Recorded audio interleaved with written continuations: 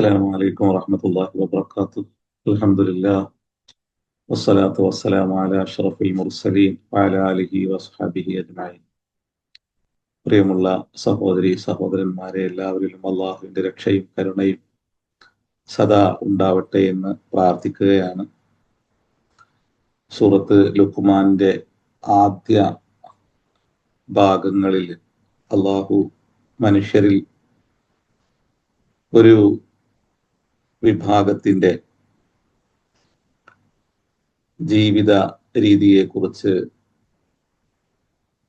അവരുടെ ചിന്താശേഷിയെക്കുറിച്ച്, വിശ്വാസത്തെക്കുറിച്ച്, അവർ പുലർത്തുന്ന ധാർമ്മിക ബോധങ്ങളെക്കുറിച്ചെല്ലാം പറഞ്ഞു വരികയും ശേഷം മറ്റൊരു വിഭാഗത്തെക്കുറിച്ച് പിന്നീട് അള്ളാഹു പറഞ്ഞു തുടങ്ങാണ്. അപ്പോഴ് അതിന്റെ ആദ്യ ഭാഗത്ത് ഖുർആന് അത് ഹിദായത്താണെന്ന് പറയുകയും റഹ്മത്താണെന്ന് പറയുകയും വിശുദ്ധ ഖുർആനെ പിൻപറ്റുന്നവർക്ക് ജീവിതത്തിൽ അത് കാരുണ്യമായി ഭവിക്കുമെന്നും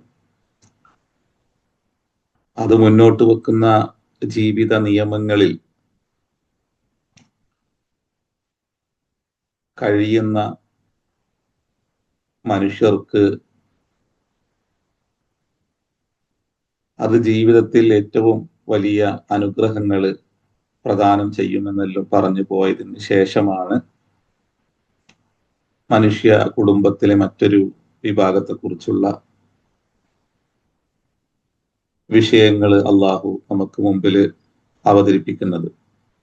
അമിനന്നാസി, മനുഷ്യരിൽ ഒരു വിഭാഗം, മൻ യശ്തരി ലഹുവൽ ഹദീസി, അവർ വിനോദ വസ്തുക്കളെ വിലക്ക് വാങ്ങുന്നു, ലിയുദില്ല അൻ സബീലില്ലാഹി, അള്ളാഹുവിന്റെ പ്രപഞ്ച സൃഷ്ടാവിന്റെ മാർഗത്തിൽ നിന്നും മനുഷ്യരെ വഴിപിഴപ്പിക്കാൻ, ബിഗൈരി ഇൽമിൻ, ആ വാങ്ങുന്ന വസ്തുവിനെ കുറിച്ചുള്ള ഒരു ബോധവുമില്ലാതെ, വയത്തഹിദഹാ ഹുസുവ, അള്ളാഹുവിന്റെ വചനങ്ങളെ, അള്ളാഹു മുന്നോട്ട് വെക്കുന്ന ജീവിത നിയമ രേഖയെ പരിഹാസ്യമാക്കി തീർക്കുവാനും,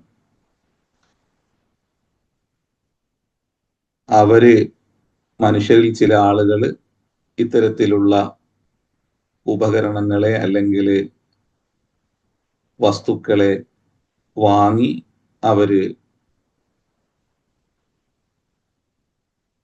ദൈവിക മാർഗത്തെ, ദൈവിക നിയമ രേഖയെ പരിഹാസ്യമാക്കി തീർക്കുന്നു.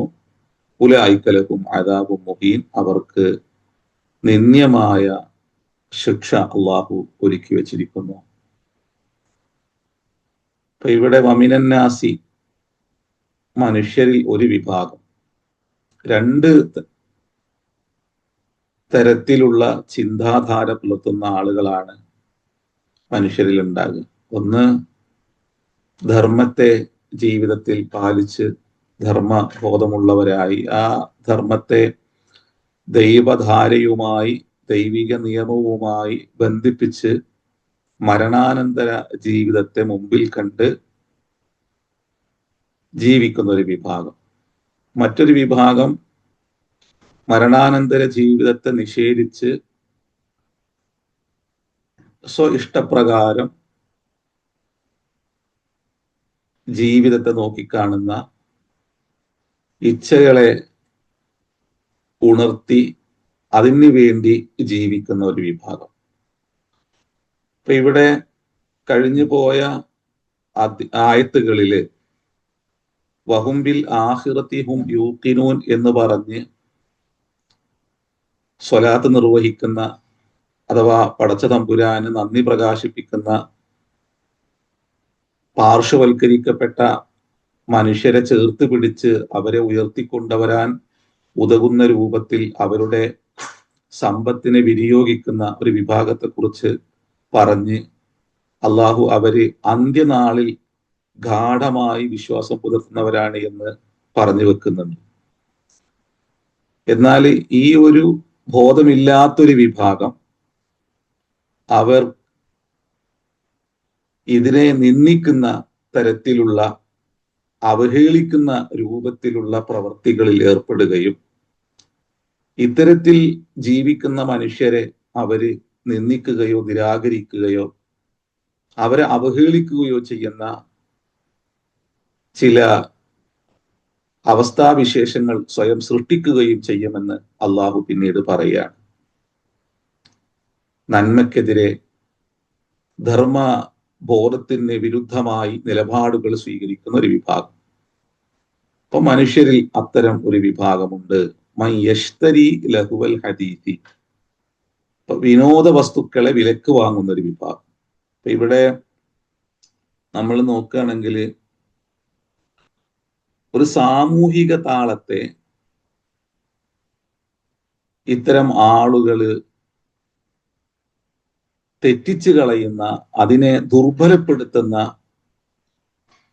അവസ്ഥകൾ സൃഷ്ടിക്കുന്നു എന്നാണ് വാസ്തവത്തിൽ പറഞ്ഞു വെക്കുന്നത്. കാരണം ഇതിന്റെ മുമ്പ് അള്ളാഹു ഹിദായത്തിനെ കുറിച്ച് പറയുന്നുണ്ട്. ഹിദായത്ത് എന്ന് പറഞ്ഞാൽ അത് പടച്ച തമ്പുരാനിൽ നിന്നുള്ള ബലിഷ്ഠമായ നിയമവ്യവസ്ഥിതിയാണ്. നമ്മൾ ആ വിഷയം പറഞ്ഞു പോയെടുത്ത് മനുഷ്യ ഹിദായത്തിനെ കുറിച്ച് നമ്മൾ പറഞ്ഞു. അപ്പൊ മനുഷ്യരെ നിർമ്മിക്കുന്ന ഏത് നിയമവ്യവസ്ഥിതിയിലും പക്ഷപാതിത്വം ഉണ്ടാകും. ഒന്നില്ലെങ്കിൽ ആ നിയമം കൊണ്ടുവരുന്ന വ്യക്തിയുടെ താല്പര്യങ്ങൾ ഉണ്ടാവും, അവന്റെ കുടുംബത്തിന് താല്പര്യങ്ങൾ ഉണ്ടാവും, അവന്റെ സമൂഹത്തിന് താല്പര്യങ്ങളെ അതിൽ അയാള് കൊണ്ടുവരാൻ ശ്രമിക്കും.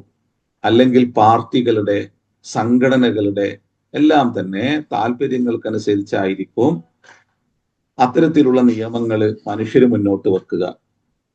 എന്നാൽ പ്രപഞ്ചനാഥനായ അള്ളാഹു അവന്റെ ശ്രേഷ്ഠ സൃഷ്ടികളായ മനുഷ്യരെ ഒരേ രൂപത്തിൽ കാണുകയും അവർക്കിടയിൽ അവന്റെ കാരുണ്യത്തെ ഒരുപോലെ വിഹിതം വെക്കുകയും അവനോടുള്ള കാരുണ്യത്തെ ഒരു പക്ഷപാതിത്വവും ഇല്ലാതെ അവതരിപ്പിക്കുകയും ചെയ്യുന്നത് കൊണ്ട് തന്നെ അവരിൽ നിന്നുള്ള, പ്രപഞ്ച സൃഷ്ടാവിൽ നിന്നുള്ള നിയമ വ്യവസ്ഥിതി എന്നുള്ളത് അത് ഔന്നിത്യമാർന്നതാണ്, ഉത്കൃഷ്ടമായതാണ്. എന്നാൽ അതോടൊപ്പം തന്നെ മനുഷ്യ ഇച്ഛകൾക്ക് വിരുദ്ധവുമാണ്, താല്പര്യങ്ങൾക്ക് വിരുദ്ധമാണ്. അപ്പൊ ജീവിതത്തിൽ ഇച്ഛകളെ, താല്പര്യങ്ങളെ, സ്വന്തം താല്പര്യങ്ങൾക്ക് മുൻഗണന നൽകിക്കൊണ്ട് അനീതിയുടെ പക്ഷം നിൽക്കുന്ന മനുഷ്യർക്ക് അത് അസ്വസ്ഥത ഉളവാക്കുന്ന നിയമങ്ങളാണ്. അതുകൊണ്ട് തന്നെ അതിനെ നിന്ദിക്കുക, നിരാകരിക്കുക എന്നുള്ളത് അവരുടെ നിലനിൽപ്പിനും അവരുടെ കച്ചവട താല്പര്യങ്ങൾക്കും അവരുടെ ഭൗതിക താല്പര്യങ്ങൾക്കെല്ലാം അവര് അനിവാര്യമായിട്ട് കാണുന്നു. അതിനാൽ തന്നെ അത്തരത്തിലുള്ള ഒന്നിനെ നിന്ദിക്കുക, അവഹേളിക്കുക, അതിനെ പരിഹസിക്കുക എന്നുള്ളത് അവരുടെ അജണ്ടയായി അവര് ഏറ്റെടുക്കുന്നു.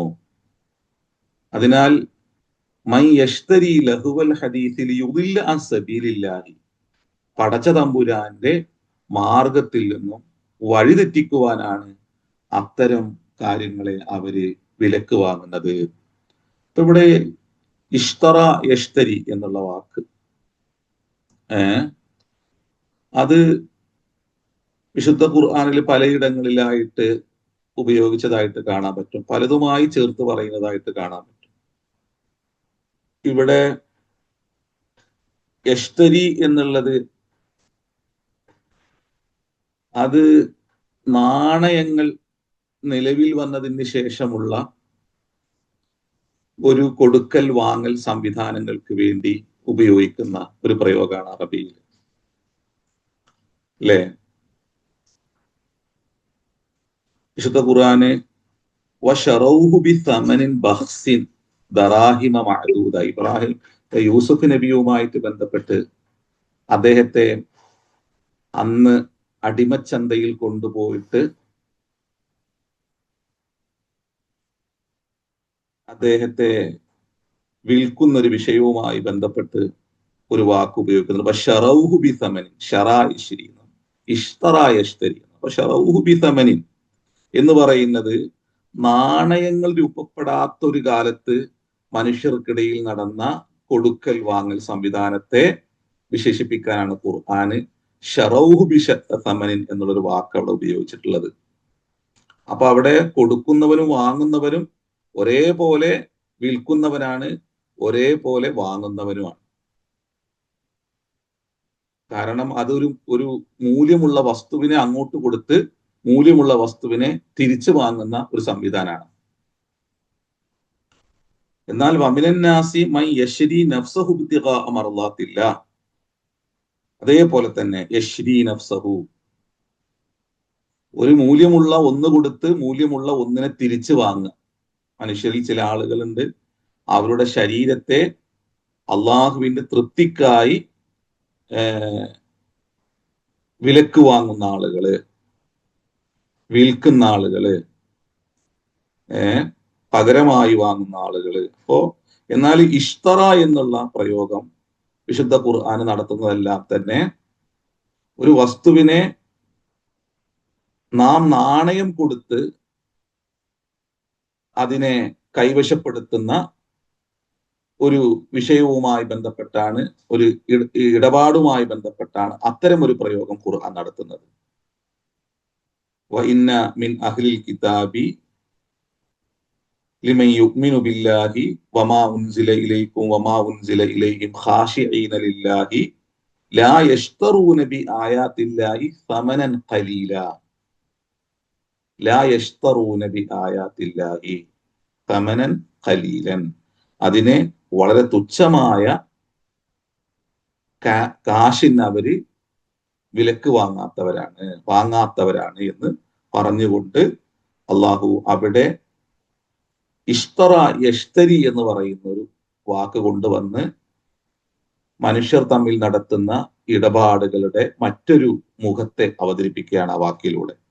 ഇന്നല്ലാഹ ഇഷ്തറ മിനൽ മുഅ്മിനീന അൻഫുസഹും വ അംവാലഹും ബിഅന്ന ലഹുമുൽ ജന്ന. അങ്ങനെ ഈ ഷറ യശ്രീനും ഇഷ്തറ യഷ്തരി എന്നുള്ള രണ്ട് പ്രയോഗങ്ങൾക്കിടയിലുള്ള വ്യത്യാസങ്ങളെ സൂചിപ്പിക്കാനാണ് ഞാനത് പറഞ്ഞത്. അപ്പോ ഷറൗഹു ബിസമനിൻ ബഖ്സ് എന്ന് പറഞ്ഞാല് അത് ഒന്ന് കൊടുത്ത് അതിന് തുല്യമായ മറ്റൊരു വസ്തുവിനെ തിരിച്ചു വാങ്ങുക. അവിടെ കൊടുക്കുന്നവനും വാങ്ങുന്നവനും ഒരേ സമയം വിൽപ്പനക്കാരനും അതുപോലെ തന്നെ വാങ്ങുന്നവനുമായി മാറുന്നു. എന്നാൽ നാണയം കൊടുത്ത് ഒരു മൂല്യമുള്ള ഒന്നിനെ തിരിച്ചു വാങ്ങുക എന്നുള്ളത് അവിടെ അത്തരത്തിലുള്ള ഒരു ഇടപാടിനെ സൂചിപ്പിക്കാന് അറബി ഭാഷയിൽ ഉപയോഗിക്കുന്ന ഒരു പ്രയോഗമാണ് ഇഷ്തറ യഷ്തരി എന്നുള്ളത്. ഇത് നമുക്കൊരു വലിയൊരു വിഷയമൊന്നുമല്ല, എന്നാലും അവിടെ ഒരു ഭാഷാപരമായ ഒരു കാര്യം സൂചിപ്പിച്ചു എന്ന് മാത്രമേ ഉള്ളൂ. അപ്പോ വമിനന്നാസിമൈ യഷ്തരി ലഹുവൽ ഹദീതി, കാശ് കൊടുത്തിട്ട് വിനോദ വസ്തുക്കളെ വിലക്ക് വാങ്ങുക. അപ്പൊ പൊതുവെ എന്തിനാണ് അത്തരത്തിലുള്ള ഒന്ന് എടുത്തു പറയുന്നത് എന്ന് വെച്ചാല്, മനുഷ്യര് കാശ് കൊടുത്ത് ഒരു വസ്തുവിനെ വാങ്ങുന്നത് അതിൽ അവന് ഉപകാരം ഉണ്ടാകാൻ വേണ്ടിയിട്ടാണ്, അല്ലെങ്കിൽ അതിൽ ചില ഉപകാരങ്ങളെ അവന്റെ വ്യക്തിപരമായ അല്ലെങ്കിൽ കുടുംബപരമായ ഉപകാരങ്ങളെ പ്രതീക്ഷിച്ചുകൊണ്ടാണ് അവന് അത്തരത്തിലുള്ള ഏതൊരു വസ്തുവിനെയും വാങ്ങുന്നത്. എന്നാൽ ഇത്തരം ഒന്നിൽ ഒരു തരത്തിലുള്ള ഉപകാരവുമില്ലാതെ ബിഗൈരി ഇൽമിൻ, കച്ചവടവുമായി ബന്ധപ്പെട്ട് പൊതുവെ മനുഷ്യര് എന്തൊന്നാണോ അതിന്റെ പിറകിൽ അവൻ ലക്ഷ്യമാക്കുന്നത്, അത്തരത്തിലുള്ള ഒരു നന്മയും അതിൽ അവൻ കാണാതെ, അത്തരത്തിലുള്ള ഒരു അറിവും അവനിലില്ലാതെ ഇത്തരം വസ്തുക്കൾ അവൻ എന്താക്കാണ്, വാങ്ങാണ്. ഒന്നില്ലെങ്കിൽ അവന്റെ വയറ് നിറയണം, അല്ലെങ്കിൽ അവന്റെ ആത്മാവിന് വെളിച്ചം ലഭിക്കണം, അല്ലെങ്കിൽ അതുകൊണ്ട് മറ്റെന്തെങ്കിലും ഉള്ള ഭൗതികമായ നന്മ നിറഞ്ഞ ഉപകാരങ്ങൾ അവന് ലഭിക്കണം. അതൊന്നുമില്ല. എന്നാൽ അവൻ സ്വയം തന്നെ അതിലൂടെ നശിക്കുകയും മറ്റുള്ളവരെ അത്തരം ഉപകരണങ്ങളിലൂടെ അല്ലെങ്കിൽ വാക്കിലൂടെ പ്രവൃത്തികളിലൂടെ അവൻ നശിപ്പിക്കുകയും ചെയ്യുന്നു. അതാണ് ബിഗൈരി ഇൽമി എന്ന് അതിനുശേഷം പറഞ്ഞു വെക്കുന്നത്. അപ്പോ ലഹുൽ ഹദീസ് എന്ന് പറഞ്ഞാല് ഏതെങ്കിലും ഉപകരണങ്ങൾ എന്ന് മാത്രമല്ല അതിനർത്ഥം. അങ്ങനെ അർത്ഥം പറയുന്നവരുണ്ട്. അങ്ങനല്ല, ഏതൊന്നും മനുഷ്യനെ നന്മയിൽ നിന്ന് തെറ്റിക്കുന്ന ഏതൊരു വസ്തുവും തിന്മ നിറഞ്ഞ ഏതൊന്നും ലഹുൽ ഹദീസിൽപ്പെട്ടതാണ്. അപ്പൊ ഇതാ മൻ യശ്തരി ലഹുവൽ ഹദീസിൽ യുദില്ല അൻ സബീലില്ലാഹി ബിഗൈരി ഇൽമിൻ. അപ്പോ ഇതിന് മുഫസ്സിരിങ്ങൾ പറയും ലൈസലി ഷൈഇൻ മുഫീദിൻ, അത് വാങ്ങുന്നത് എന്തിനാണ്? ഉപകാരത്തിന് വേണ്ടിയിട്ടല്ല, എന്നാൽ ഒരു ഉപകാരവും ഇല്ലാത്ത ഒന്നിന് വേണ്ടിയിട്ടാണ് അതവർ വാങ്ങുന്നത്. അപ്പോ ഇങ്ങനെ ഒന്ന് പറഞ്ഞു വെക്കുന്നത് എന്തിനാണ്? ഇവിടെ പ്രവാചകന്മാര് ഒരു പ്രതിഫലവും ചോദിക്കാതെ മനുഷ്യ കുടുംബത്തിന്റെ മുമ്പിൽ അവതരിപ്പിക്കുന്ന ഒരു ജീവിത ദർശനമുണ്ട്. നമ്മൾ ഇന്നൊരു നിയമം ഉണ്ടാക്കണമെങ്കിൽ ഒരു കമ്പനിക്കാവട്ടെ, അതല്ലെങ്കിൽ ഒരു രാഷ്ട്രത്തിനാവട്ടെ, മനുഷ്യ നിർമ്മിത മറ്റേതെങ്കിലും ഒരു ഇടങ്ങൾക്ക് വേണ്ടിയാവട്ടെ, ഒരു നിയമരേഖ നിർമ്മിക്കണമെങ്കിൽ അതിന് എത്ര കാശ് നമ്മൾ ചെലവാക്കണം, ഭൗതികമായി എന്തെല്ലാം സംഗതികൾ അതിനു വേണ്ടി നമ്മൾ ഒരുമിച്ച് കൂട്ടണം. ഇവിടെ അതൊന്നും ഇല്ല. ലാ അസ്അലുക്കും, നാം നിങ്ങളോട് ഏതെങ്കിലും തരത്തിലുള്ള പ്രതിഫലമോ അല്ലെങ്കിൽ നിങ്ങളിൽ നിന്നുള്ള നന്ദി വാക്കോ ആഗ്രഹിക്കുന്നില്ല. ഇതാ നിങ്ങൾക്ക് മുമ്പിൽ ഏറ്റവും ഉന്നതമായ ഉത്കൃഷ്ടമായ ജീവിത നിയമങ്ങളെ, ദൈവിക നിയമങ്ങളെ നിങ്ങൾക്ക് മുമ്പിൽ നാം അവതരിപ്പിക്കുന്നു എന്ന് പറഞ്ഞ് മനുഷ്യരിൽ നിന്ന് ഒരു പ്രതിഫലവും ചോദിക്കാതെയാണ് പ്രവാചകന്മാർ ഇതെല്ലാം ചെയ്തു കൊടുക്കുന്നത്. അവരുടെ സാമൂഹിക അന്തരീക്ഷത്തെ താളാത്മകമാക്കുന്ന ഏറ്റവും ഉന്നതമായ ഉത്കൃഷ്ടമായ നിയമ സംവിധാനത്തെ അവർക്ക് മുമ്പിൽ അവതരിപ്പിച്ചു കൊടുക്കണോ? അത്തരം മൂല്യവത്തായ ഒന്ന് നിലനിൽക്കെ അതിനെ ഇവർ കൈയൊഴിഞ്ഞ് അതിനെ താളം തെറ്റിപ്പിക്കുന്ന, അതിനെ നിന്ദിക്കുന്ന രൂപത്തിലുള്ള ഇടപെടൽ നടത്തുന്നു. അപ്പൊ നബി സല്ലല്ലാഹു അലൈഹി വസല്ലമ തങ്ങൾ വരുന്നു, സമൂഹത്തിൽ അന്ന് നിലനിൽക്കുന്ന പ്രശ്നങ്ങളെ കൈകാര്യം ചെയ്യുന്നു. അവിടെയുള്ള നിലനിന്നിരുന്ന അധർമ്മ സംവിധാനങ്ങളെ ആ പ്രവാചകൻ ചോദ്യം ചെയ്യുന്നു.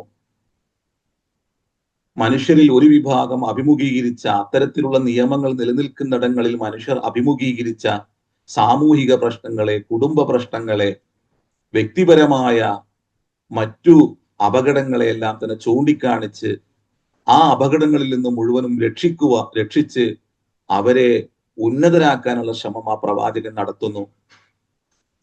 ആ സമയത്ത് അവിടെയുള്ള പ്രമാണികളും അധികാരികളും കൂടി ഒരു പ്രവാചകനെ നിന്ദിക്കുകയും നിരാകരിക്കുകയും അവഹേളിക്കുകയും ആ പ്രവാചകനെയും കുടുംബത്തെയും ആ പ്രവാചകനെ കൂടെ കൂടിയവരെയും മലഞ്ചെരുവിൽ ബഹിഷ്കരിക്കുകയും ഭക്ഷണവും പാനീയവും അവർക്ക് നിരാകരിക്കുകയും അങ്ങനെ പച്ചില ഭക്ഷിച്ച് മനുഷ്യ കുടുംബത്തിന് വേണ്ടി ഒരു പ്രവാചകൻ ത്യാഗം സഹിക്കുകയും ചെയ്യുന്ന, നീതിക്ക് വേണ്ടി, ധർമ്മത്തിന് വേണ്ടി, സത്യത്തിന് വേണ്ടി ഇത്തരം സമൂഹങ്ങളിൽ നിന്ന് പീഡനമേറ്റ് അവർക്ക് വേണ്ടി ജീവിതം ഏറ്റവും ദുസ്സഹമായ അവസ്ഥയിലേക്ക് കൊണ്ടുപോവേണ്ടി വരുന്ന ഒരു അവസ്ഥാവിശേഷം ആ പ്രവാചകനുണ്ടാകുന്നു. മനുഷ്യ കുടുംബത്തിന് വേണ്ടി അവർക്കിടയിലുള്ള ഒരു തവാസുലിൽ സാമൂഹിക ബാലൻസ് ആ പ്രവാചകൻ സൃഷ്ടിക്കുകയാണ് ചെയ്തത്. പ്രവാചകനെ ലോകം ഓർക്കുകയാണ്. ഐ ലവ് മുഹമ്മദ് എന്ന് പറയുന്നത് പോലും പ്രശ്നമായി തീർന്നൊരു ലോകത്താണ് നമ്മൾ ജീവിക്കുന്നത്. ഒരു മനുഷ്യനെ ഞാൻ സ്നേഹിക്കുന്നു എന്ന് പറയുന്നത് പോലും അല്ലെ, മുഹമ്മദുൻ ദിക്റുഹു റൂഹുൽ അൻഫുസിന മുഹമ്മദുൻ ശുക്റുഹു ഫർദുൻ അലൽ ഉമമി എന്നെല്ലാം ഇമാം ബൂസൂരി പറഞ്ഞു വെക്കുന്നുണ്ട്. മുഹമ്മദിനെ സ്മരിക്കുക എന്നുള്ളത് അത് നമ്മുടെ റൂഹുൽ അൻഫുസിന, നമ്മുടെ ദേഹത്തിന്റെ ഒരു ആത്മാവാണത്. മുഹമ്മദിന് ശുക്ർ പറയുക, നന്ദി പറയുക എന്നുള്ളത് മനുഷ്യ കുടുംബത്തിന്റെ ഭാരതയാണ് എന്നതിൽ പറയുന്നത്. വലിയ വർത്താനാണ് അദ്ദേഹം പറഞ്ഞു വെക്കുന്നത്. മനുഷ്യ കുടുംബം അവരുടെ ജീവിത താളം നേടിയെടുക്കുകയാണ് മുഹമ്മദ് റസൂലുള്ളാഹിയിലൂടെ ചെയ്തത്. അവരിൽ നിന്നൊരു പ്രതിഫലവും വാങ്ങാതെ, ഒരു നന്ദിയും ആഗ്രഹിക്കാതെ, ഭൗതിക ലോകത്ത് അവരുടെ എല്ലാ അസ്തിത്വവും വീണ്ടെടുക്കുവാൻ പറ്റുന്ന, എല്ലാ ആത്മീയ ഭാവത്തോടും കൂടി ഉന്നതരായി ജീവിക്കാൻ പറ്റുന്ന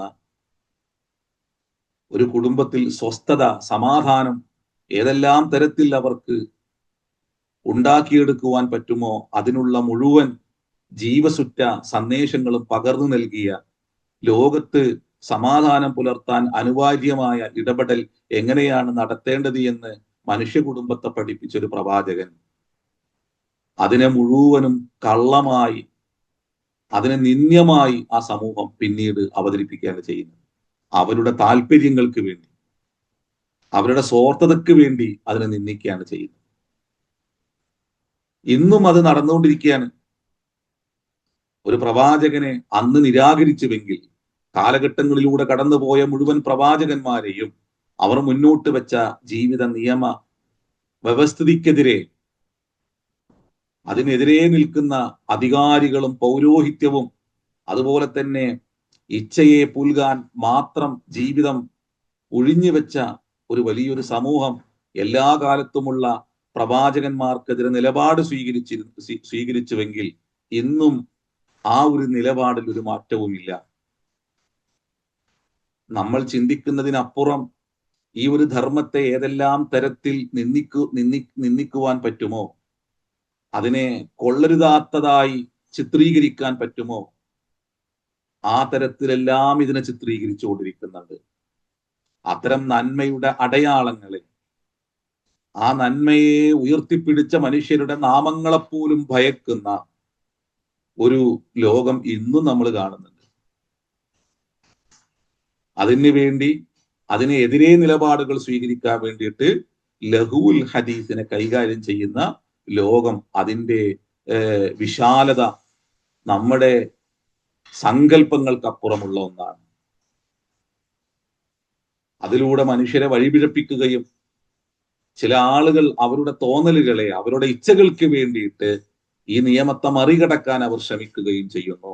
മനുഷ്യരിലേക്ക് ഒരു നന്മയും അതിലൂടെ ലഭിക്കാത്ത രൂപത്തിൽ, അതിലേക്ക് എത്തി നോക്കാൻ അവർക്ക് അവസരം നൽകാത്ത രൂപത്തിൽ, അതിനെ ഹൃദയത്തോട് ചേർത്ത് പിടിക്കുന്ന ആളുകളെ ഏറ്റവും ക്രൂരമായി നിന്ദിക്കുകയും അവഹേളിക്കുകയും ചെയ്യുന്നു. പുതിയ ലോകത്ത് അതിൻ്റെ എല്ലാം ഭീകരത നമ്മുടെ സങ്കല്പങ്ങൾക്കെല്ലാം അപ്പുറം നിൽക്കുന്ന ഒന്നാണ്. അപ്പോ മൈ യഷ്തരി ലഹുവൽ ഹദീസിൽ യുദില്ല അൻ സബീലില്ലാഹി, അള്ളാന്റെ മാർഗത്തിൽ നിന്ന് വഴിപിഴപ്പിക്കാൻ വേണ്ടിയിട്ട് അവര് ഇത്തരം വസ്തുക്കളെ വാങ്ങുന്നു. അപ്പൊ ഖുർആനിൽ നമ്മൾ ഈ ലഹുവ് എന്ന വാക്കുപയോഗിച്ച കുറെ ആയത്തുകൾ നമുക്ക് കാണാൻ പറ്റും. അതുപോലെ തന്നെ ലഇബ്, ലഹുവ് എന്ന രണ്ട് വാക്കുകൾ കയറി വരുന്ന ധാരാളം ആയത്തുകളുണ്ട്. അതിലൊന്ന് യഅലമു അന്നമൽ ഹയാത്തു ദുനിയ ലഇബും വലഹുവും. അപ്പോ ലഹുവിന് മുമ്പ് ലഇബ് എന്ന വാക്കിനെ ഈ ആയത്തിൽ കൊണ്ടുവന്നതായിട്ട് നമുക്ക് കാണാൻ പറ്റും. യഅലമു, നിങ്ങൾ അറിയണം, അന്നമൽ ഹയാത്തു ദുനിയ, നിശ്ചയമായും ഭൗതിക ലോക ജീവിതം, ലഇബുൻ അത് കളിയാണ്, വലഹുവുൻ വിനോദവുമാണ്. അത് സൂറത്തുൽ ഹദീദിലെ ഒരായത്താണ്.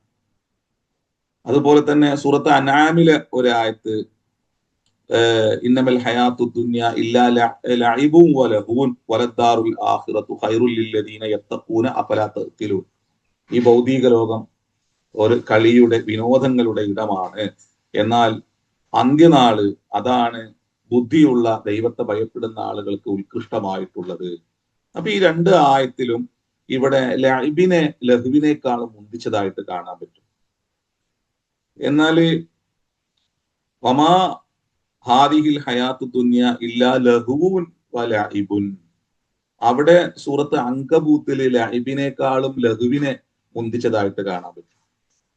ആ ലഹുവും ഇവിടെ അള്ളാഹു ഉപയോഗിച്ച ലഹു ഉണ്ടല്ലോ, ലഹുവൽ ഹദീസി എന്നുള്ളത്, അത് ഒരു ചിന്തിക്കേണ്ട ഒരു വിഷയമാണ്. എന്തുകൊണ്ടാണ് ഈ പറഞ്ഞ രണ്ടായത്തില് ലഇബിനെ മുന്തിക്കുകയും ഈ സൂറത്ത് അങ്കബൂത്തിലെ ഈ ആയത്തില് ലഹുവിനെ മുന്തിക്കുകയും ചെയ്തിട്ടുള്ളത്? ഇപ്പൊ ലൈബ് എന്ന് പറഞ്ഞാല് നമ്മളോടുള്ള തക്ലീഫ് രൂപപ്പെടുന്നതിന് മുമ്പ് മനുഷ്യ ജീവിതത്തിലുള്ള കളി വിനോദങ്ങൾക്ക് വേണ്ടി ഉപയോഗിക്കുന്ന ഒരു പ്രയോഗമാണ് ലൈബ് എന്നുള്ളത്. അപ്പോ ഒരു ലക്ഷ്യമില്ലാതെ നമ്മള് സമയങ്ങളെ വിനിയോഗിക്കുക, അതിലൊരു മസ്ലഹത്തൊന്നും ഉണ്ടാവില്ല. അത് നമ്മളോടുള്ള തക്ലീഫിന് മുമ്പായിട്ട് കൽപ്പിക്കാൻ പ്രായമാകുന്ന, അല്ലെങ്കിൽ ഒരു സംഗതി ഏൽപ്പിക്കാൻ, ഉത്തരവാദിത്തം ഏൽപ്പിക്കാൻ സമയമാകുന്നതിന് മുമ്പ്, പ്രായമാകുന്നതിന് മുമ്പ് മനുഷ്യ ജീവിതത്തിലുള്ള ചലനങ്ങളെ ലൈബ് എന്ന വാക്ക് കൊണ്ടാണ് ഖുർആൻ വിശേഷിപ്പിക്കുന്നത്. ഉദാഹരണമായിട്ട് നമ്മളെ കുട്ടികൾ അവരുടെ സമയത്തെ കളിച്ചും ചിരിച്ചും വിനിയോഗിക്കുന്നില്ലേ? അവർക്കൊരു പ്രത്യേക ലക്ഷ്യമൊന്നും ഉണ്ടാവില്ല, ചില ആനന്ദങ്ങളാണ് അതിന് പിറകിൽ അവർ കാണുന്നത്. അതിനെയാണ് ആ കുഞ്ഞുനാളുകളിലുള്ള ലക്ഷ്യമില്ലാത്ത, അതിലൂടെ പ്രത്യേകിച്ച് ഒരു ഉപകാരമൊന്നുമില്ലാത്ത ഇടപെടലുകൾ നടത്തുന്ന, അല്ലെങ്കിൽ ഒരു ചലനാത്മകത ഉണ്ടാക്കിയെടുക്കുന്ന ഒരു അവസ്ഥാവിശേഷത്തിനാണ് ലൈബ് എന്ന് പറയുന്നത്. ആ ലൈബ് ലഘുവായി മാറുന്നത് പിന്നീട് ഉത്തരവാദിത്ത ബോധം നമ്മളിൽ ഉണ്ടായിത്തീരുമ്പോൾ അതിനെ വിസ്മരിച്ചുകൊണ്ട് പിന്നീട് സമയങ്ങളെ തെറ്റായിട്ട് ഉപയോഗിക്കുക. അതിനാണ് ലഘു എന്ന് പറയുക. അതുകൊണ്ടാണ് ചെറിയ കുട്ടികളോടുള്ള മാതാപിതാക്കളുടെ സമീപനവും, എന്നാൽ ഒരു ഉത്തരവാദിത്ത ബോധം വന്ന ഒരു കുട്ടിയോടുള്ള സമീപനവും രണ്ടും രണ്ടായിരിക്കും. അനക്ക് ബോധം വന്നല്ലോടോ, നിനക്ക് ഇത്രയും പ്രായമായല്ലോ, എന്നിട്ടും നീ നിന്റെ സമയം ഇങ്ങനെ ചെലവാക്കണോ എന്ന് ചോദിക്കും. അപ്പൊ അത് ലൈബായിട്ടല്ല ഒരു മാതാപിതാക്കൾക്ക് കാണുക. പിന്നീട് അവന്റെ കളികളെ, തമാശകളെ, അതിനെ ഒരു കുഞ്ഞ് അവന്റെ സമയം ചിലവഴിക്കുന്ന ഒന്നുപോലല്ല, പ്രായപൂർത്തിയായ അല്ലെങ്കിൽ ബോധം വന്ന, ഉത്തരവാദിത്തം ഏറ്റെടുക്കുന്ന, ഉത്തരവാദിത്ത ബോധം വന്ന ഒരു കുട്ടിയുടെ ഒരു സമയം ചിലവഴിക്കുന്നതിനെ ഒരു മാതാപിതാക്കൾ നോക്കിക്കാണുക. അത് ഗൗരവത്തിലായിരിക്കും. അതുകൊണ്ടാണ് ചോദിക്കുന്നത്, അനക്ക് ബോധം വന്നില്ലേ, നീ ഇത്രയും വയസ്സായില്ലേ, എന്നിട്ടും നീ ഈ ഒരു കളി കളിക്കുകയാണോ എന്ന് ചോദിക്കും. അപ്പൊ ഇവിടെ ഒരു ചെറിയ കുട്ടികൾ നടത്തുന്ന അവരുടെ ഇടപെടലിനെ കുറിച്ചുള്ള വർത്തമാനമല്ല, പ്രായപൂർത്തിയായ ബോധമുള്ള ഉത്തരവാദിത്തം പേറുന്ന മനുഷ്യരുടെ ചെയ്തികളെ കുറിച്ചാണ്. അത്തരത്തിലുള്ള ചെയ്തികളുടെ അപകടങ്ങളെ സൂചിപ്പിക്കാനാണ് ലഹുവ് എന്ന വാക്കിനെ ഖുർആന് ഉപയോഗിച്ചിട്ടുള്ളത്. അപ്പൊ ഞാൻ ഈ പറഞ്ഞ ഈ സൂറത്ത് അൻആമിലും അതുപോലെ തന്നെ ഹദീദിലുമുള്ള ആ ലഇബ് എന്ന വാക്ക്, അത് ഉത്തരവാദിത്ത ബോധം വരുന്നതിന് മുമ്പുള്ള മനുഷ്യരുടെ സമയ വിനിയോഗത്തെ സൂചിപ്പിക്കുന്നതും, എന്നാൽ ഉത്തരവാദിത്ത ബോധം വന്നു കഴിഞ്ഞാൽ പിന്നീട് സമയത്തെ തെറ്റായി ഉപയോഗിക്കുന്നതിനെ വിശുദ്ധ ഖുർആൻ ലഹുവ് എന്ന വാക്കുകൊണ്ട് വിശുദ്ധ ഖുർആൻ സൂചിപ്പിക്കുന്നു. ഇതാണ് ഈ രണ്ട് വാക്കിന്റെയും ഇടയിലുള്ള വ്യത്യാസം.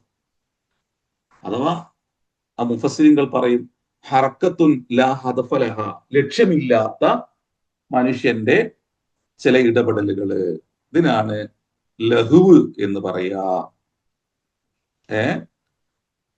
അപ്പോ അത് തന്നെ ഇപ്പോ ഇമാം ഷാറാബി പറയുന്നുണ്ട്, ഇതൻ തല ഇല മർഹലത്തി തക്ലീഫി, പിന്നീട് മനുഷ്യൻ ഒരു ഉത്തരവാദിത്ത ബോധമുള്ള ഒരു അവസ്ഥയിലേക്ക് മനുഷ്യൻ മാറിക്കഴിഞ്ഞാൽ ഈ ലൈബിന് യുസമ്മാ ഫി ആദിഹിൽ ഹാലത്തി ലഹുവൻ, അത്തരത്തിലുള്ള ഇടപെടലിനെ പിന്നീട് ലൈബ് എന്നല്ല പറയുക, അതിന് ലഹുവ് എന്നാണ് പറയുക. അതുകൊണ്ടാണ് വിശുദ്ധ സൂറത്ത് ജുമാഅയിൽ കേട്ടില്ലേ, വഇദാ റഔ തിജാറതൻ ഔ ലഹുവൻ ഫളു ഇലൈഹ വതറകൂക ഖായിമാ. സൂറത്ത് ജുമാഅയിൽ അവിടെ മനുഷ്യന്റെ ഉത്തരവാദിത്ത ബോധം ആ മനുഷ്യൻ വന്നു കഴിഞ്ഞാൽ പിന്നീട് അവന്റെ സമയത്തെ ലക്ഷ്യബോധമില്ലാതെ ഉപയോഗിച്ച് കഴിഞ്ഞാൽ അതിനെയാണ് ഖുർആൻ ലഹു എന്ന വാക്കുകൊണ്ട് വിശേഷിപ്പിക്കുന്നത്. അഥവാ ലാ മസ്ലഹത്ത, അതിലൊരു മസ്ലഹത്തുല്ല. അവ യുഷഖിലുഹു അൻ മത്ലൂബി മിൻഹു, അവനിൽ നിഷ്കർഷിക്കപ്പെട്ട ഒന്നിൽ നിന്ന് അവനെ തെറ്റിച്ചു കളയുന്ന, അവന്റെ ഉത്തരവാദിത്ത ബോധത്തിൽ നിന്നും അവനെ വഴിതെറ്റിപ്പിക്കുന്ന ഒന്നായി ആ പ്രവൃത്തിയെ വിലയിരുത്തുന്നു. അതിന് ലഹുവ് എന്ന് പറയുന്നു. ഞാൻ പറഞ്ഞത് നിങ്ങൾക്ക് മനസ്സിലായിട്ടുണ്ടാവുമെന്ന് വിചാരിക്കണം. ഖുർആന് ലഹിബ് ലഹു എന്ന വാക്കുകൊണ്ട് എന്താണ് അർത്ഥമാക്കുന്നത്? ഇതാണ് ചെറിയ രൂപത്തിൽ അതിനെ വിശദീകരിച്ചാൽ പറയാനുള്ളത്. അപ്പോ പിന്നെ നബി സല്ലല്ലാഹു അലൈഹി വസല്ലമ തങ്ങള് ആദ്, സമൂദ് തുടങ്ങിയ മുൻകഴിഞ്ഞു പോയ സമൂഹങ്ങളെ കുറിച്ച്, അവരുടെ വിശ്വാസധാരയെ കുറിച്ച്, പ്രവാചകന്മാരോട് അവർ പുലർത്തിയ നിലപാടുകളെ കുറിച്ച്, പ്രവാചകന്മാർ അവർക്ക് വേണ്ടി ചെയ്ത ത്യാഗത്തെക്കുറിച്ച്, അവരുടെ നിലപാടുകളിൽ പ്രവാചകന്മാർ പുലർത്തിയ അവരുടെ എതിരഭിപ്രായത്തെക്കുറിച്ച്, അത് സമൂഹത്തിൽ അവരുടെ ചിന്തകൾ, അവരുടെ വിശ്വാസങ്ങൾ സമൂഹത്തിൽ സൃഷ്ടിക്കുന്ന അപകടങ്ങളും അത് അവരിൽ തന്നെ ഉണ്ടാക്കുന്ന അന്യായങ്ങളുമെല്ലാം ചൂണ്ടിക്കാണിച്ച് പ്രവാചകന്മാർ നടത്തിയ ഒന്നിനെ പുതിയ ലോകത്ത് ഒരു പ്രവാചകൻ വന്ന് അവതരിപ്പിക്കുകയാണ്. മക്ക സമൂഹങ്ങളില്, മക്കയിൽ ജീവിച്ച അന്നത്തെ സമൂഹം, അവരുടെ ജീവിതം ഈ പറഞ്ഞ സമൂഹങ്ങളിലൂടെ പരിശുദ്ധ റസൂല് വരച്ചു കാട്ടുകയാണ്. എന്നും ജീവിക്കുന്ന ഇത്തരത്തിലുള്ള സമൂഹങ്ങളുടെ ജീവിത നിലവാരങ്ങളെ, അവരുടെ നിലപാടുകളെയെല്ലാം തന്നെ ഇന്നും അത് വരച്ചു കാട്ടുന്നുണ്ട്. അതെല്ലാം തന്നെ ആദിന്റെ, സമൂദിന്റെ, ഇറം ഗോത്രത്തിന്റെ, ഷുഐബ് നബിയുടെ, സ്വാലിഹ് നബിയുടെ, മോശാ പ്രവാചകന്റെ, സുലൈമാൻ പ്രവാചകന്റെ എല്ലാം തന്നെ സമൂഹങ്ങളെ കുറിച്ച് പറയുമ്പോൾ, അവരുടെ ചരിത്ര പഥങ്ങളെ കുറിച്ച് വിവരിക്കുമ്പോൾ അതെല്ലാം തന്നെ പുതിയ ലോകത്ത് വേറിട്ട സമൂഹങ്ങളുടെ മുഖങ്ങളെയും ചിത്രങ്ങളെയും വരച്ചു കാട്ടുന്നുണ്ട്. ഇവിടെയാണ് നളർ ബിൻ ഹാരിസ് എന്ന് പറയുന്ന അന്ന് മക്കയിലുള്ള ഒരു മനുഷ്യനെ, അയാള് റോമിലേക്ക് പോയിട്ട് അവിടെ നിന്നും അദ്ദേഹം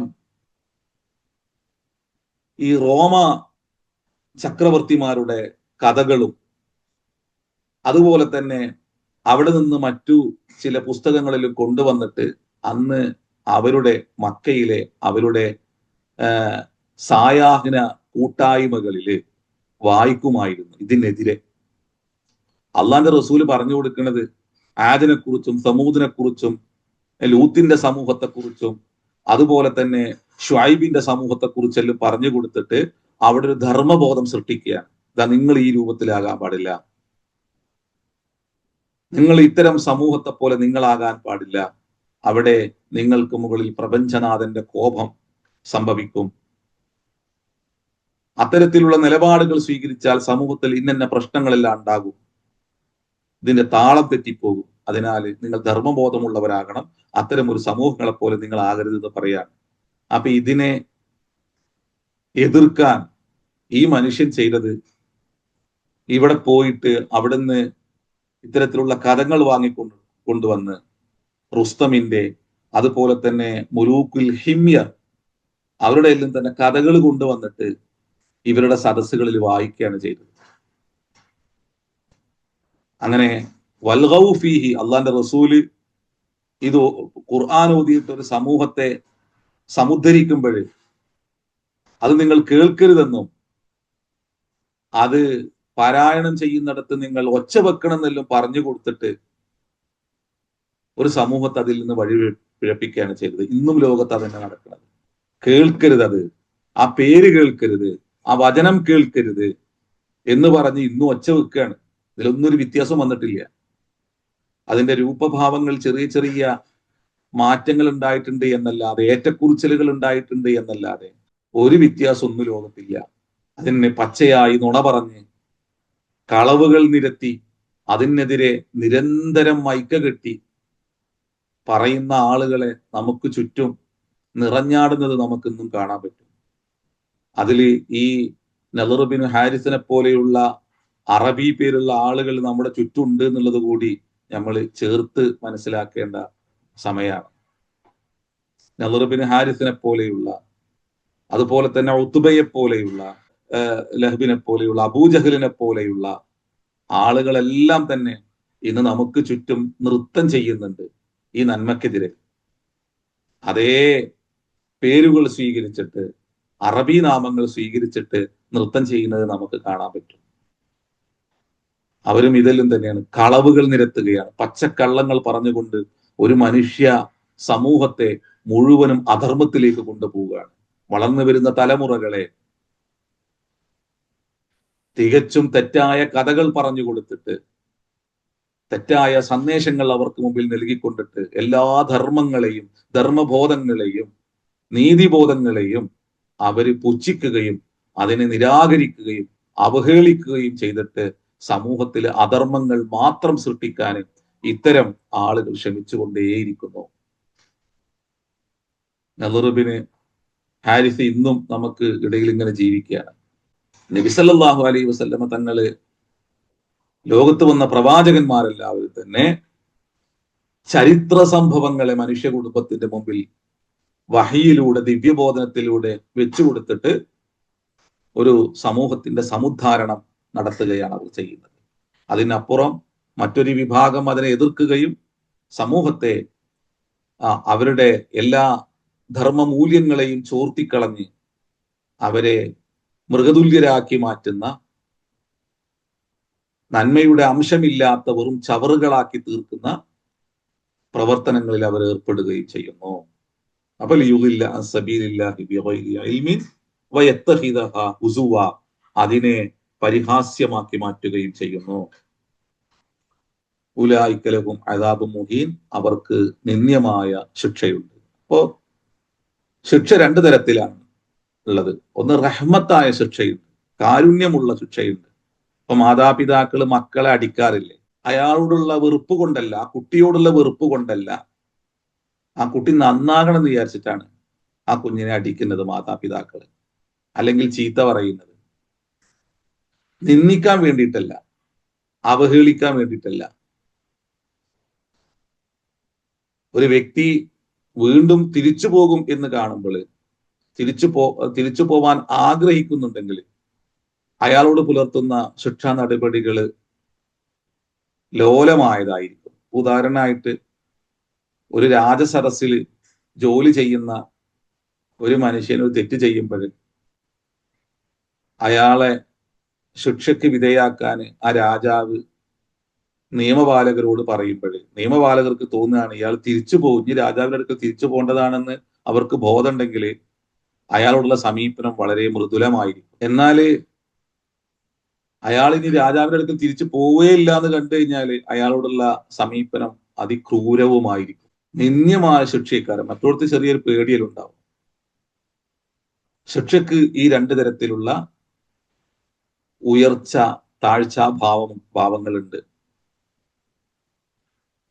അതേപോലെ തന്നെ നമ്മളെ മക്കളോട് പുലർത്തുന്ന ഒന്ന്, അവര് ഭാവിയിൽ നല്ലവരാവണം, എനിക്ക് ഉപകാരമുള്ളവനായിട്ട് മാറണം, സമൂഹത്തിന്, കുടുംബത്തിന്, മാതാപിതാക്കൾക്ക് ഉപകാരമുള്ളവനായി മാറണം എന്ന് നമുക്ക് ബോധം ഉണ്ടാവും. ആ കുട്ടികളോടുള്ള നമ്മളുടെ അടിയോ അല്ലെങ്കിൽ അവനോടുള്ള ശാസനകളോ അതിലെല്ലാം തന്നെ കാരുണ്യം ഉണ്ടാവും.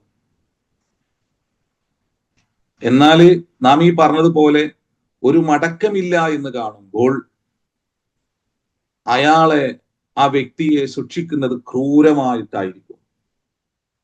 അതാണ് അദാബും മുഹീൻ, നിന്ദ്യമായ ശിക്ഷ എന്ന് പറഞ്ഞത്. ഇത്തരം ആളുകള് മടക്കം എന്നുള്ളത് വളരെ ദുർബലമായി മാത്രം നടക്കുന്ന ഒന്നായിരിക്കും. അതോടെ നന്മക്കെതിരെ നിലപാടുകൾ സ്വീകരിക്കുന്ന, ധർമ്മത്തിനെതിരെ നിലപാടുകൾ സ്വീകരിക്കുന്ന, മാറ്റം ഒരിക്കലും വരുത്താൻ ആഗ്രഹിക്കാത്ത അത്തരം ആളുകൾക്ക് അള്ളാഹു നൽകുന്ന ശിക്ഷ അത് ഏറ്റവും നിന്ദ്യമായ ശിക്ഷയായിരിക്കും. അതുകൊണ്ടാണ് അദാബും മുഹീൻ എന്ന് പറഞ്ഞുകൊണ്ട് അള്ളാഹു ഇത്തരം ആളുകളുടെ വിഷയത്തിൽ അള്ളാഹു സ്വീകരിക്കുന്ന സമീപനത്തെ വിശദീകരിക്കുന്നത്. ഇനി ഇവിടെ ഒരു ഫിഖ്ഹിയായ ചില ചർച്ചകൾ ഇതിന്റെ ഇടയിൽ വരുന്നുണ്ട്, കർമ്മപരമായ ചർച്ചകൾ. ലഹുൽ ഹദീസ്, പുതിയ ലോകത്ത് അതിനെ ഫുഖഹാക്കള് വിശദീകരിക്കുന്ന രീതി. ഇപ്പൊ പാട്ട്, സംഗീതോപകരണങ്ങൾ, ഇതെല്ലാം ഏത് രൂപത്തിലാണ് നോക്കിക്കാണേണ്ടത്, അതിലെ ശരിയും തെറ്റും എങ്ങനെയാണ് വിലയിരുത്തേണ്ടത് എന്നെല്ലാം. ഹറാമ്, ഹലാല് തുടങ്ങിയ ഇത്തരം നമ്മുടെ ചുറ്റുപാടുകളിൽ നടക്കുന്ന വിനോദ പരിപാടികളെ, അതിലെ ഹലാൽ ഹറാമിൽ എങ്ങനെയാണ് നമ്മൾ നോക്കിക്കാണേണ്ടത്. വാസ്തവത്തിൽ ഇമാം ഷഹറാവി പറയുന്നത് പോലെ ഇതെല്ലാം ഓരോ വ്യക്തിക്കും ഓരോ നിലയും നന്മതിന്മകളെ മനസ്സിലാക്കാൻ കഴിയും.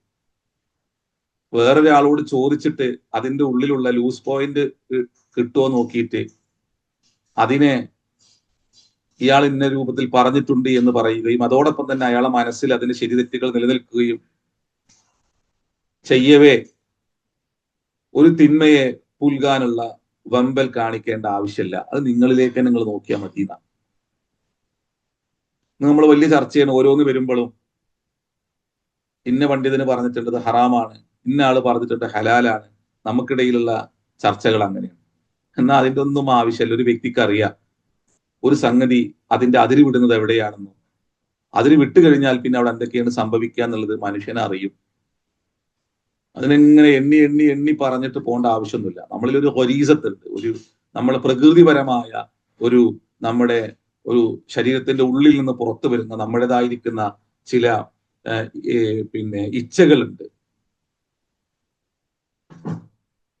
എന്നാൽ അത് എവിടെ വരെ നമുക്ക് കൊണ്ടുപോവാം, അത് എവിടെ അവസാനിപ്പിക്കാം, എവിടെ നിർത്താം, അതിന്റെ അപ്പുറം പോയി കഴിഞ്ഞാൽ പിന്നീട് എന്താണ് സംഭവിക്കുക എന്നുള്ളതെല്ലാം ഓരോ വ്യക്തിക്ക് അറിയും. അപ്പൊ സംഗീതം കേൾക്കാൻ പറ്റുമോ? സംഗീതം കേൾക്കലും ചെയ്യാം. അത് എത്ര വരെ, ഏതുവരെ? അപ്പൊ നമുക്ക് എല്ലാവർക്കും അറിയാം, എല്ലാ വ്യക്തികൾക്കും അറിയാം. ഏതെങ്കിലും ഒരു ഫഖീഹിനെ കൊണ്ടുവന്ന് മുമ്പിൽ നിർത്തിയിട്ട് അവരിൽ നിന്നുള്ള വേറിട്ട ചില അഭിപ്രായങ്ങളെ സ്വീകരിക്കേണ്ട ആവശ്യമൊന്നുമില്ല. ഇമാം ഷഹറാബി അങ്ങനെ പറഞ്ഞു. വ്യക്തികൾക്കെല്ലാം അറിയാം. ഹലാലു ഹറാമലും അൽ ഹറാമു ബയ്യിനും അൽ ഹലാലു ബയ്യിൻ. ഇതെല്ലാം മനുഷ്യന്റെ പ്രകൃതിപരമായി അള്ളാഹു അവന്റെ ചിന്തക്കനുസരിച്ച് തന്നെ ഇതെല്ലാം വെച്ചിട്ടുള്ളൂ. എല്ലാവർക്കും അറിയാം. അതിനെ പോസ്റ്റ്മോർട്ടം ചെയ്ത് അതിൽ ഇത്രത്തോളം ഹലാലിന്റെ അംശമുണ്ട്, ഇത്രത്തോളം ഹറാമിന്റെ അംശമുണ്ട് എന്നൊന്നും പറയേണ്ട ആവശ്യമൊന്നുമില്ല. എല്ലാ വ്യക്തികൾക്കും അറിയും എന്ത് വാങ്ങാം, ആ വാങ്ങിയതിനെ എങ്ങനെ ഉപയോഗിക്കാം, അത് ഏതുവരെ അതിനെ കൊണ്ടുപോകാം, എത്ര സമയം അതിന് വേണ്ടിയിട്ട് നമുക്ക് ചെലവഴിക്കാം. അല്ലെങ്കിൽ ഇന്ന വിഷയത്തിൽ ഇടപെട്ട് കഴിഞ്ഞാൽ അത് എൻ്റെ ധാർമ്മിക ബോധത്തെ എവിടെയെല്ലാം അത് സ്പർശിക്കുന്നുണ്ട്, അല്ലെങ്കിൽ എൻ്റെ ഉത്തരവാദിത്തങ്ങളെ അതിലൂടെ ഏതെല്ലാം തരത്തിൽ നഷ്ടപ്പെട്ടു പോകുന്നുണ്ട്, എന്നിൽ ഏൽപ്പിച്ച ഉത്തരവാദിത്തങ്ങൾ ഇത് പ്രവർത്തിച്ചു കഴിഞ്ഞാൽ എനിക്ക് അതിനെ വേണ്ട രൂപത്തിൽ നടത്താൻ കഴിയാതെ പോകുന്നുണ്ട്. ഇതെല്ലാം ഒരു വ്യക്തിക്ക് അറിയാം. നമ്മുടെ നാട്ടിലേക്ക് നിങ്ങൾ നോക്കിക്കോളി, സംഗീതോപകരണങ്ങളിൽ ഏതെല്ലാം നിഷിദ്ധമാണ് നമുക്കെല്ലാവർക്കും അറിയാം. പക്ഷെ എന്നാലും നമ്മുടെ ഉള്ളിലുള്ള ഒരു തിന്മയോടുള്ള നമ്മുടെ ഒരു ഒരു ഒരു വാഞ്ചയുണ്ട്, ഒരു എന്താ പറയാ, അതിനോടുള്ള ഒരു അത്യാർത്തി ഉണ്ട്. അതിനനുസരിച്ച് നമ്മൾ സ്വയം തന്നെ നമ്മൾ നന്മയെ മറച്ചു വെച്ചിട്ട് നമ്മൾ ഇങ്ങനെ ഒരു അഡ്ജസ്റ്റ്മെന്റിന് നമ്മൾ ഇങ്ങനെ തയ്യാറാവും. മാക്സിമം നമ്മൾ ഉള്ളിൽ ഉണ്ടായിരിക്കുക വേറൊരാളെ കൂട്ടുപിടിക്കും. അയാൾ അങ്ങനെ പറഞ്ഞിരിക്കണെന്ന് പറയും. അയാൾ അങ്ങനെ പറഞ്ഞത്, അദ്ദേഹം അങ്ങനെ പറഞ്ഞതിൽ അയാളുടേതായിരിക്കുന്ന ചില ഒരു കോർണറിൽ നിന്നുകൊണ്ടായിരിക്കും ആ വിഷയത്തെ അയാൾ നോക്കിക്കണ്ടിട്ടുണ്ടാകുക. അത് നമ്മുടെ സാഹചര്യവുമായിട്ട് അതിന് ബന്ധം ഉണ്ടാവണമെന്നില്ല. അപ്പൊ നമ്മുടെ സാഹചര്യവുമായിട്ട് ബന്ധമില്ലാത്ത ഒന്നിനെ തന്നെ അവിടെ കൊണ്ടുവന്നിട്ട് അദ്ദേഹം അത് പറഞ്ഞിട്ടുണ്ട് എന്ന രൂപത്തിൽ നമ്മൾ അതിനെ സ്വീകരിക്കാൻ നിൽക്കും. അപ്പോൾ നമ്മൾ മനസ്സിങ്ങനെ പറയുന്നുണ്ടാവും ഇത് ശരിയല്ല കേട്ടോ. അതാ മനസ്സ് നമുക്കറിയാം. അപ്പൊ ഇന്ന് പുതിയ ലോകത്ത് ഇന്ന് ഈ വിനോദ വസ്തുക്കളുടെ ആധിക്യം, അതുപോലെ തന്നെ അതുമായി ബന്ധപ്പെട്ട ആഘോഷങ്ങളുടെ നിറഞ്ഞാട്ടം നമുക്ക് കാണാൻ പറ്റും. അവിടെ അത് ഒന്ന് കയ്യിൽ പിടിച്ച് ചലിപ്പിക്കുമ്പോൾ പോലും മനുഷ്യൻ അവന്റെ വസ്ത്രം അഴിച്ച് നഗ്നനായി നൃത്തം ചെയ്യുന്ന പുതിയ ലോകം നമ്മൾ കാണുന്നുണ്ട്. ഏറ്റവും കൂടുതൽ മനുഷ്യര് ഇത്തരം വസ്തുക്കൾക്ക് വേണ്ടിയിട്ടാണ് അവന്റെ സമയവും സമ്പത്തും ചെലവഴിക്കുന്നത്.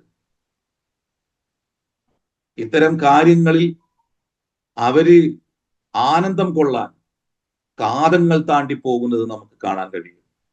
ഒരു നന്മയ്ക്ക് വേണ്ടി അങ്ങനെ ഉറക്കൊഴിച്ച് യാത്ര ചെയ്യുന്നത് നമുക്ക് കാണാൻ കഴിയില്ല. എന്നാൽ ഒരു ഉപകാരവുമില്ലാത്ത നൈമിഷികമായ ചില ആനന്ദങ്ങൾക്ക് വേണ്ടി മാത്രം കാലങ്ങൾ താണ്ടി യാത്ര ചെയ്യുകയും അതിനു വേണ്ടി ലക്ഷങ്ങൾ ചിലവഴിക്കുകയും അതിനു വേണ്ടി ഉറക്കൊഴിക്കുകയും ചെയ്യുന്ന ഒരു സമൂഹത്തെ നമുക്ക് കാണാൻ പറ്റും. അപ്പോ ഹലാല് ഹറാം എന്നുള്ളതിലും വളരെ വ്യക്തമാണ്. അള്ളാഹു പറയുന്ന പോലെ യുദില്ല അൻ സബീലില്ല, ദൈവീക മാർഗത്തിൽ നിന്ന് ദൈവീക ചിന്തയിൽ നിന്ന് നമ്മളെ തെറ്റിക്കുന്ന ഏതൊന്നുണ്ടോ അതെല്ലാം തന്നെ നിഷിദ്ധാണ്. എന്നാൽ എല്ലാത്തിനും ഒരു പരിധിയും പരിമിതിയും വെച്ചുകൊണ്ട് ഉത്തരവാദിത്തങ്ങളെ വിസ്മരിക്കാതെ നമ്മിൽ നിക്ഷിപ്തമായ ധർമ്മങ്ങളെ മറക്കാതെ ഏതൊന്നിനോടും നമ്മൾ ധാർമ്മികമായ നിലപാടുകൾ സ്വീകരിക്കുന്നുവെങ്കിൽ അതിനെ ഒരു അളവോളം നമ്മൾക്ക് നല്ല രൂപത്തിൽ കൊണ്ടുപോകാൻ കഴിയും. ഇമാം ഷഅറാവി ഒരു ഉദാഹരണം അദ്ദേഹം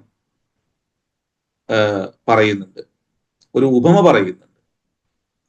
നമ്മൾ നല്ലൊരു പൂന്തോപ്പിൽ പോയി നിൽക്കുകയാണ്. അങ്ങനെ ആ പൂക്കൾ ഇങ്ങനെ കാണുക, അതിലെ സുഗന്ധം ഇങ്ങനെ ആസ്വദിക്കുക, അത് തെറ്റുള്ള സാധനമൊന്നുമല്ല. എന്നാൽ നമ്മുടെ കൈ അതിലേക്ക് ഇങ്ങനെ നീട്ടിയിട്ട് അത് പറിക്കാൻ ശ്രമിക്കുക, അപ്പൊ അള്ളാഹു ഇടപെടും, അത് ചെയ്യാൻ പറ്റൂല എന്ന് പറയും. അവിടുന്ന് അങ്ങോട്ടുള്ളത് പിന്നീട് എന്താക്കണം, അത് അതിന്റെ ഉടമസ്ഥനോട് ചോദിക്കണം, അനുവാദം വേണം, എന്നിട്ടേ പറിക്കാൻ പറ്റുള്ളൂ. ഇതേപോലെയാണ് ധർമ്മ അധർമ്മ വിഷയങ്ങളിലുള്ള സമീപനങ്ങൾ. ഏതൊന്നിനും ഒരു അതിരുണ്ട്, ഒരു പരിധിയുണ്ട്. ആ പരിധിക്കപ്പുറം നമ്മൾ കാലെടുത്ത് വെക്കുകയാണോ അവിടെ പടച്ചോൻ ഇടപെടും. അവിടെ ഹറാം ഹലാൽ എന്നുള്ളത് വേർതിരിയും. അത് ആ ചെയ്തി പ്രവർത്തിക്കുന്ന വ്യക്തിക്ക് നന്നായിട്ട് അറിയുകയും ചെയ്യും. ഇപ്പൊ ഞാനിത് വായിക്കുമ്പോഴേ ഇപ്പൊ ഈ ആയത്ത് നമ്മൾ ഓതി എത്രയോ ആളുകൾ ഇങ്ങനെ ചിന്തിക്കുന്നുണ്ടാവും, ഈ ലഹുൽ ഹദീസിനെ കുറിച്ച് പറയുമ്പോൾ എന്താണ് പാട്ടിനെ കുറിച്ച് പറയാത്തത്, സംഗീതോപകരണങ്ങളെ കുറിച്ച് എന്താണ് പറയാത്തത് എന്നെല്ലാം ചിന്തിക്കുന്ന ഈ ആളുകൾ നമ്മുടെ ഈ ശ്രോതാക്കളിൽ ഉണ്ടാവും. അതൊന്നും പറയേണ്ട ആവശ്യമൊന്നുമില്ല, എല്ലാവർക്കും ഇത് അറിയാന്നേ. എല്ലാവർക്കും അറിയാം ഏത് ശരി ഏത് തെറ്റ്. അവിടെ നമ്മുടെ ഇച്ഛകളും നമ്മുടെ ആഗ്രഹങ്ങളും ഏതൊക്കെ വിഷയങ്ങളുമായി ബന്ധപ്പെട്ടിരിക്കുന്നു എന്നുള്ളത് നമുക്കും നന്നായിട്ട് അറിയാം. അതിനാല് നന്മ ഹറാമ് വ്യക്തമാണ്, ഹലാല് വ്യക്തമാണ്.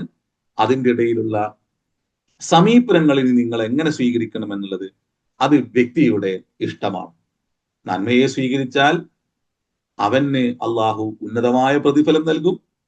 ആ തിന്മയെ പുലുകുന്നുവോ അതിനനുസരിച്ചുള്ള അള്ളാഹുവിന്റെ നടപടികൾ ഉണ്ടാവും. അതുകൊണ്ട് നന്മ തിന്മ എന്നുള്ളത് മനുഷ്യന്റെ സൃഷ്ടിപ്പിൽ അള്ളാഹു നിക്ഷേപിച്ച ഒന്നാണ്. അൽഹമഹ ഫുജൂറഹ വതഖ്വാഹ ഖദ് അഫ്ലഹ മൻ സക്കാഹ വഖദ് ഖാബ മൻ ദസ്സാഹ. നന്മ തിന്മ എന്നുള്ളത് അത് മനുഷ്യന്റെ സൃഷ്ടിപ്പിൽ അള്ളാഹു ചേർത്ത് വെച്ചിരിക്കുന്നു. അൽഹമഹ ഫുജൂറഹ വതഖ്വാഹ, അവന്റെ തഖ്വയെയും അവന്റെ ഫുജൂറിനെയും അവരിൽ നാം എന്താക്കിയിട്ടുണ്ട്, അവരിൽ നാം നിക്ഷേപിച്ചിട്ടുണ്ട്. അൽഹമഹ ഫുജൂറഹ വതഖ്വ ഖദ് അഫ്ലഹ മൻ സക്കാഹ. ഏതൊരാള് അവന്റെ ഉള്ളിലുള്ള നന്മയെ ഉദ്ദീപിക്കുന്നുവോ അവൻ രക്ഷപ്രാപിക്കുന്നു. അതുപോലെ തന്നെ തിന്മയെ ആര് ഉദ്ദീപിക്കുന്നുവോ അവൻ പരാജയം അടയുന്നു. അത്രയേ ഉള്ളൂ, വളരെ സിമ്പിളാണ്. രണ്ട് സ്ത്രീകള് റസൂലുള്ളാന്റെ വീട്ടില് ദഫ് മുട്ടി പാട്ട് പാടുമ്പോൾ ഉമർ റളിയല്ലാഹു അൻഹു കുപിതനാകുന്നുണ്ട് അവിടെ, അല്ലെ? നമുക്കറിയുന്ന ഒരു സംഭവമാണ്. അപ്പോ ആ മിസ്മാറു ശൈത്വാനി ഫി ബൈത്തുർ റസൂലി എന്ന് അദ്ദേഹം ചോദിക്കുന്നുണ്ട്. പിശാച്ചിന്റെ ഉപകരണമാണോ റസൂലിന്റെ വീട്ടിൽ ഉള്ളത് എന്ന് ചോദിക്കുന്നുണ്ട്. അപ്പൊ അള്ളാന്റെ റസൂൽ വളരെ നിസാരമായിക്കൊണ്ട് വളരെ ശാന്തമായിക്കൊണ്ട് അതിനോട് പ്രതികരിക്കുന്നുണ്ട്. ഫഖാല സല്ലല്ലാഹു അലൈഹി വസല്ലം ദഅൂഹുമ, ഫൈനനാ ഫീ യൗമി ഈദിൻ, നമ്മള് ഇന്നൊരു ആഘോഷവേളയിലാണ്, അവരെ ഒഴിവാക്ക്, അവരതിൽ പാടിക്കോട്ടെ എന്ന് റസൂലുള്ളാഹി പറയുന്നുണ്ട്. പാട്ട് പാടാം, നിങ്ങൾക്ക് അതിന് ആവശ്യമുള്ളതെല്ലാം അത് നമ്മുടെ ഉള്ളിലുള്ള ആ ഒരു മൃഗഭാവത്തെ പുറത്ത് കൊണ്ടുവരുന്ന ഒന്നല്ലാത്തതെല്ലാം തന്നെ നമുക്ക് എന്താക്കാം, സ്വീകരിക്കാം. എന്നാൽ എല്ലാത്തിനും ഒരു അളവുകോല് വെച്ചിട്ടായിരിക്കണം. നിങ്ങൾ ചിന്തിച്ചു നോക്കിയപ്പോൾ നമ്മളെ നാടുകളിൽ പരിപാടികൾ നടക്കുന്നില്ലേ? ഇന്ന സ്വലാത്ത കാനത്ത് അലൽ മുഅ്മിനീന കിതാബം മൗഖൂത എന്ന ആ സമയത്ത് പ്രസംഗിച്ചിട്ടുണ്ടാവും.